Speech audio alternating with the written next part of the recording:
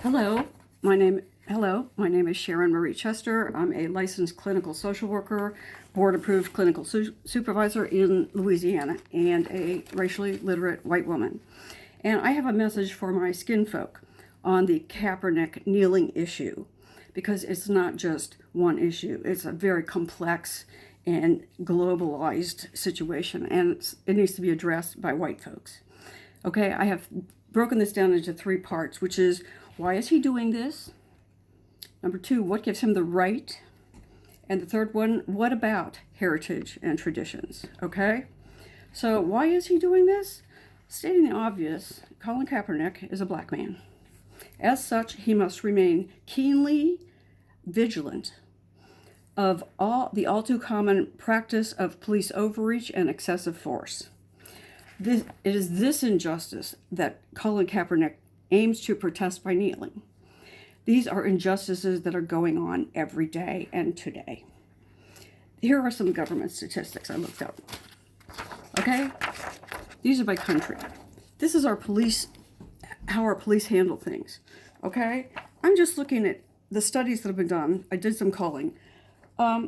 Iceland is a joke. Police overreach. They've killed one person in 79 years, their police. Norway, there was a study, 12-year study, ending in 2014. 2 people in that period were killed by police. That's an average of 0.17 per year. Okay, Denmark, over a 20-year period, killed 11. That's almost a half a person a year killed by police. Okay, England, Wales, on a 3-year study done between 13 and 16, they killed 9 people per year. Where's my light go?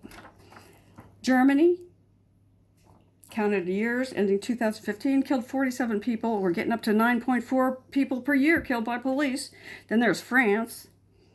Over a 7-year period, 85 were killed by police. That's 12 per year. Can we look at the United States, please? The United States, between 2013 and 2018, that's a 5-year period, killed 6,837 people. That averages to 1,367 people per year killed by police. This is a culture. And if you want to go there about their population versus, you just want to argue, look up the stats for yourself, or I could send you enough online footage, raw graphic stuff that would make you puke lunch. So look it up yourself. Okay? Some examples. There's a really good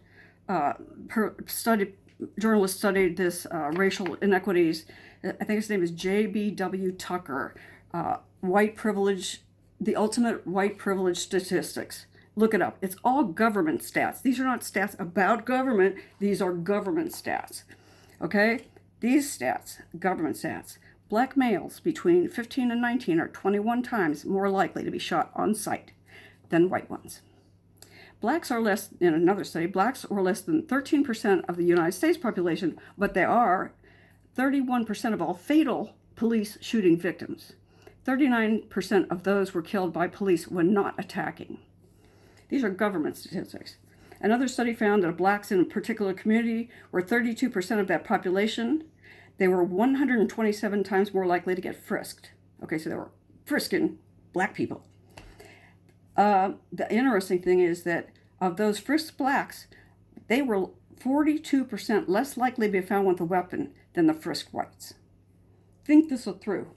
Stop rate for blacks is 3,400 stops per 10,000 residents, higher than the white stop rate. The Department of Justice found blacks and Latinos are 3 times as likely to be stopped as whites. Blacks were twice as likely to be arrested and 4 times as likely to experience the threat or use of force during interactions with the police. This is the issue that Colin Kaepernick is trying to bring to the masses. Law enforcement accountability is ludicrous. We've all seen and hopefully heard the horrific videos of Laquan McDonald, Walter Scott's outright murders. Both of those officers were convicted, but these cases are rare. Between 2013 and 19, of all alleged wrongful deaths at the hands of police, only 3% were ever charged and 1% ever convicted. So what gives him the right? Okay, let's be honest. White people for generations have abided by the undeniable presumption that we and we alone should enjoy the privilege of being the definers of everything. Let's throw in Merriam-Webster. Let's throw in McGraw-Hill. Let's take out Jim Crow. You don't believe me? Ask Texas, okay? White people, we as a culture, think that we and we alone should define the difference between what is right and what is wrong, what is respectful and what is not respectful. We as white people think we should be able to define what people should protest and how they should go about doing it. Check out Martin Luther King, what he really said after he got disgusted, as I am, and many of us are finally becoming. Anyhow, that is the epitome of flaunting unearned white privilege and the brandishing of the weapons of white supremacy. The real question is, what special qualification is it that gives white people the right to say black people are wrong? Being white?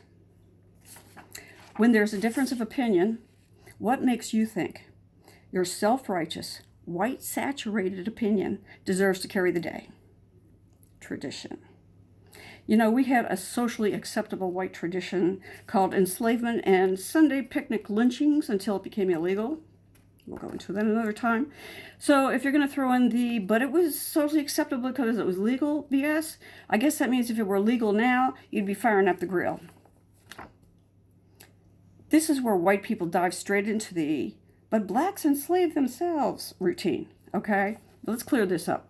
What is true is that enslavement as a practice did occur generally as an outcome of conquest of regional warfare.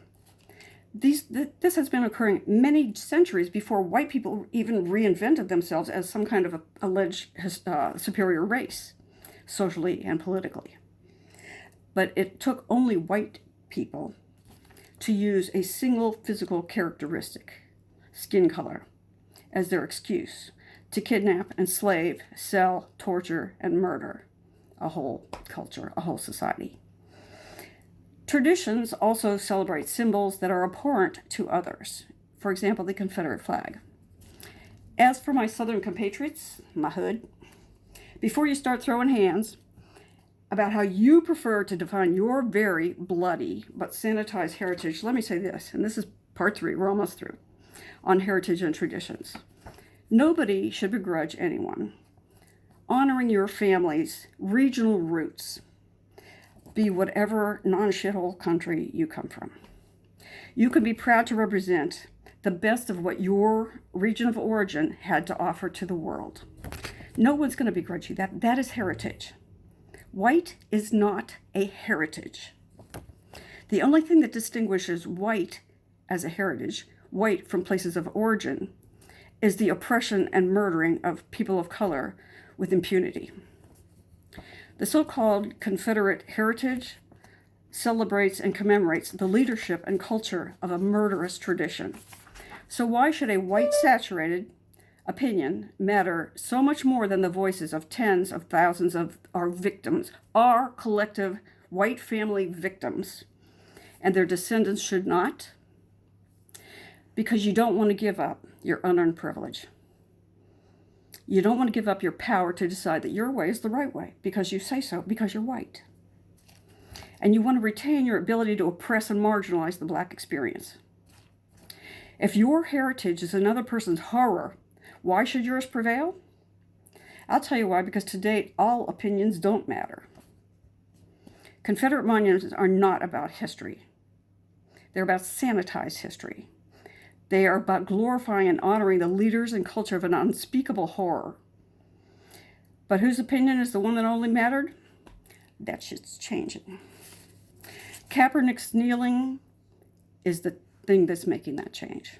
It takes people like that, people with guts, people who are willing to make sacrifices to make this point and push it forward. His kneeling generated shitloads of controversy.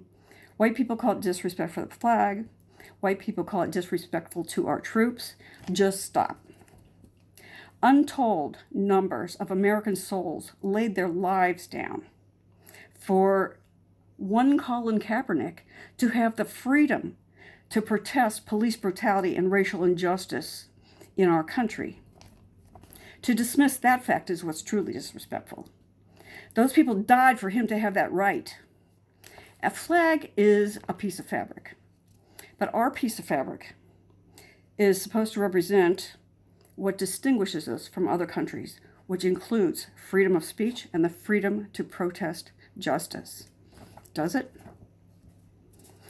So if I never owned another human being in my life, and lynching pretty much ended in the 1980s, what does this fight have to do with me? Okay, because I was born white, generations of my family's ability to acquire familial wealth and security and stability was not stolen. And I was born into a higher quality of life at the expense of my kin of color. Just because I did not invent it does not give me the right to deny these facts or to allow these inequities to continue. I can no longer be the person I once was, knowing someone's child bled out today, waiting for white America to be coddled into its racial upbringing. When and if the American flag ever truly stands for all of us, only then will I stand for the flag. Until then, I'm kneeling with a cap. Thank you.